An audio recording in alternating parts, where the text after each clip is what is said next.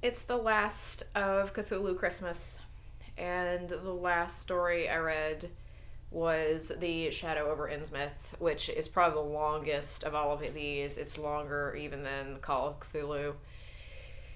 This story is better than the Dunwich Horror. Dunwich Horror was the worst of the five that I read, just hands down. Um, Shadow over Innsmouth is, and I don't necessarily like the sort of weird way the ending goes. Again, I'm spoiling everything, but hey, these books have been these stories have been around for like 100 years. So, um, the Shadow over Innsmouth is about this guy who gets interested in some stories he hears about this town called Innsmouth that has this really weird kind of backstory. And he's on a trip and he stopped at this train station and he hears about these weird people from this place called Innsmouth and how nobody ever goes there and it's really odd. So his curiosity gets the better of him. He hops the bus there, goes and starts looking around. He's like, wow, this place really is weird. They have the natives have some really strange, fishy sort of characteristics. They have kind of big bulbous eyes and kind of flippery hands and no hair and gills, and you can kind of see where this is going.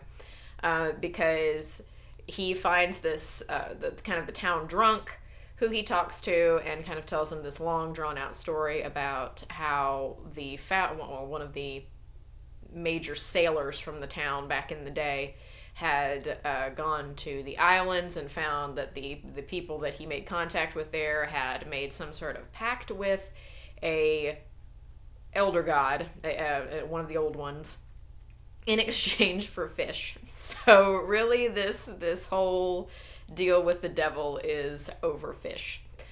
When it gets really down to it. And as the man is there, he realizes something's going on. He tries to leave the town. They say, oh no, the bus isn't working. So he has to stay there overnight. And he realizes he is going to be attacked.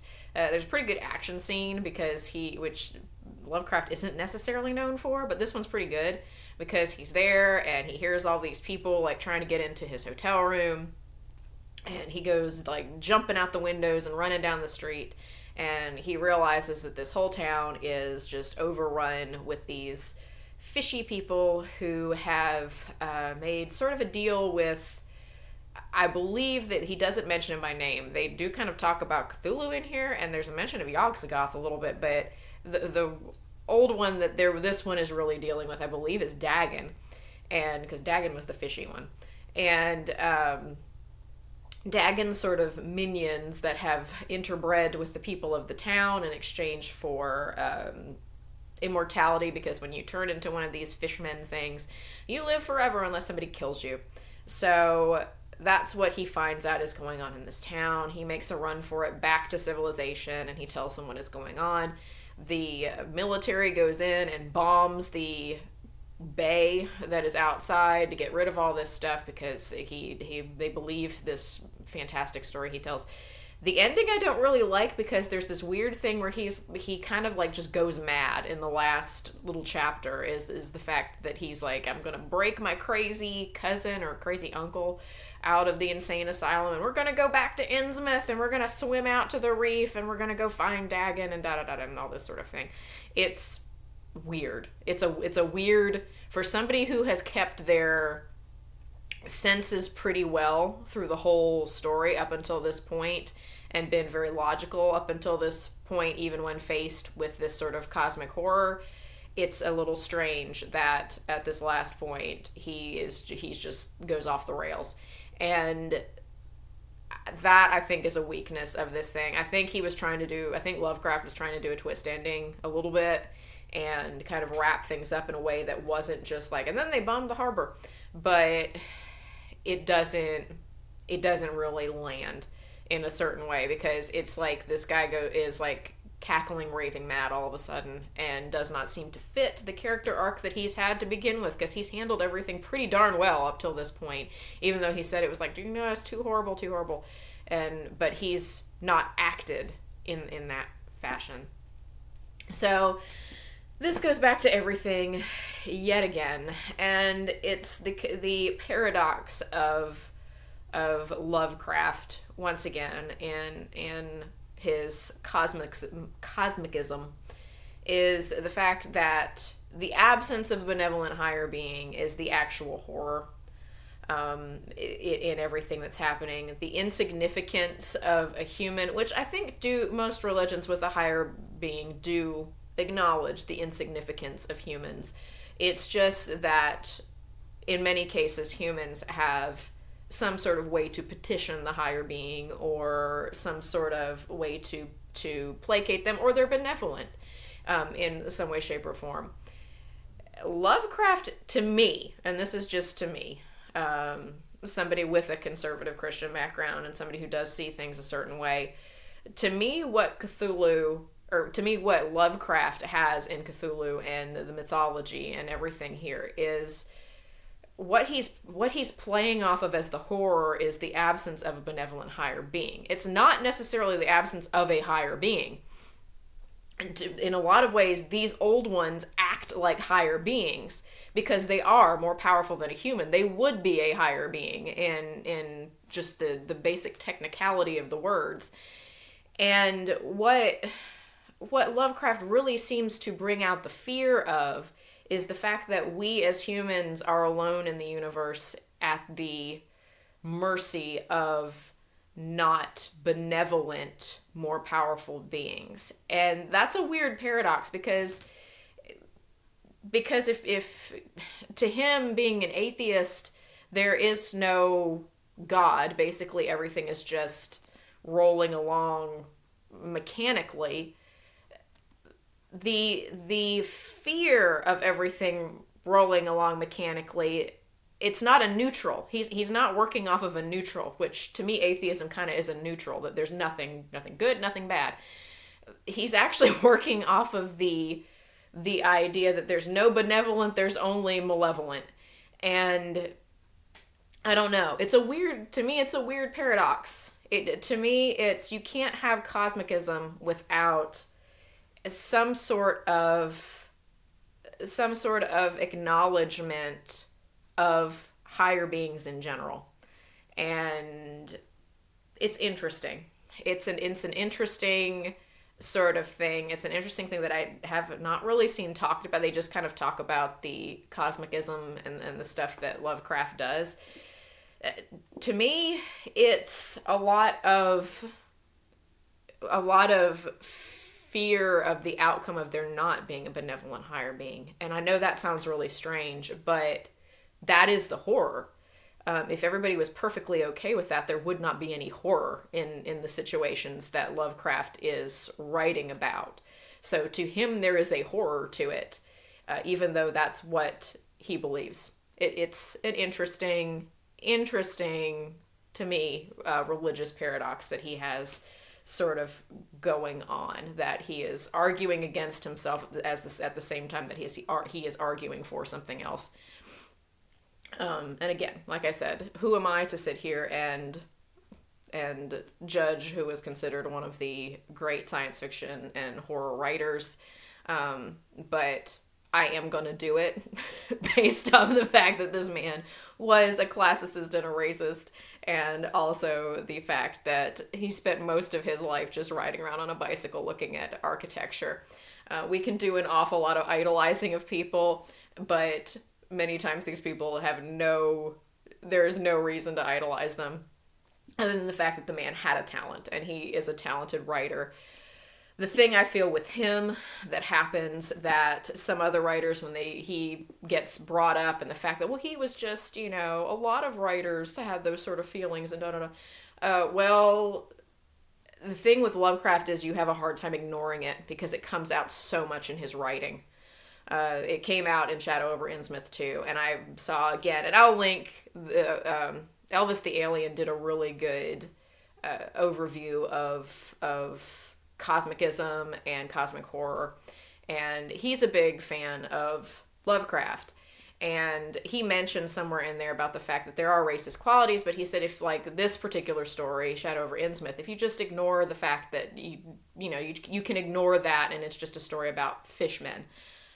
I have a problem agreeing with that, actually, because part of the racism is part of the plot.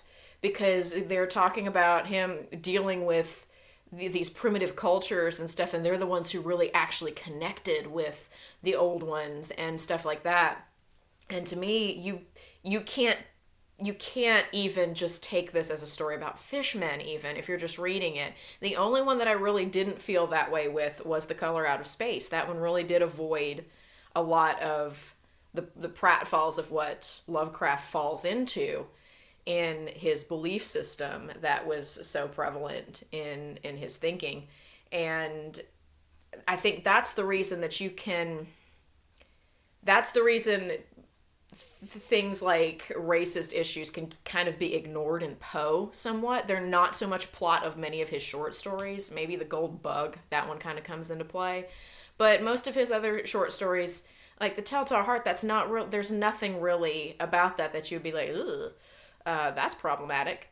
Whereas with Lovecraft, so much of his stuff, that is what is brought up, is things that are problematic, and that he had his flaws as a human come through his writing so loud and clear.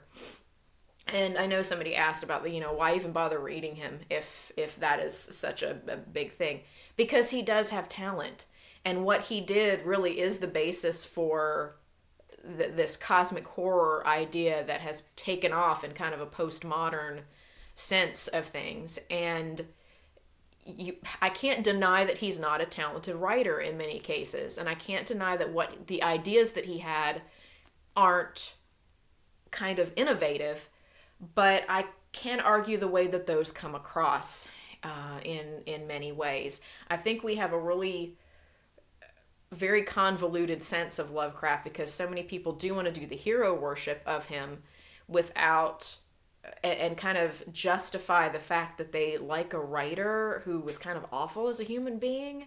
And there's plenty of authors who were awful human beings. Hemingway, for example.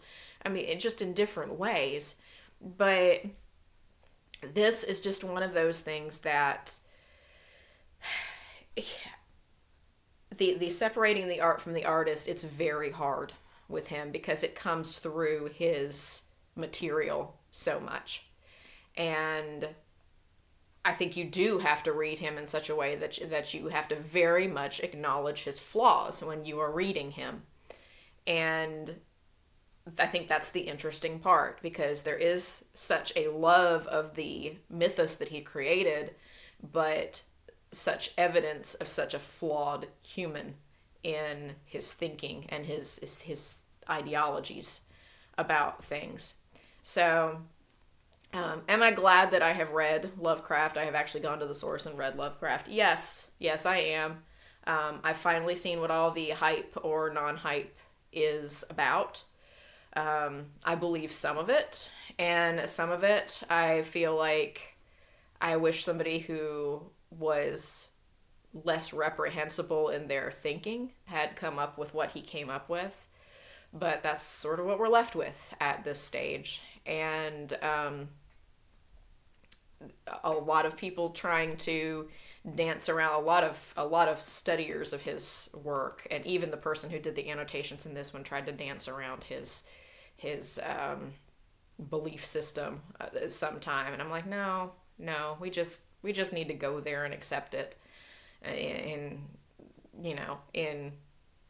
the greater sense, and we just need to accept that is what it is.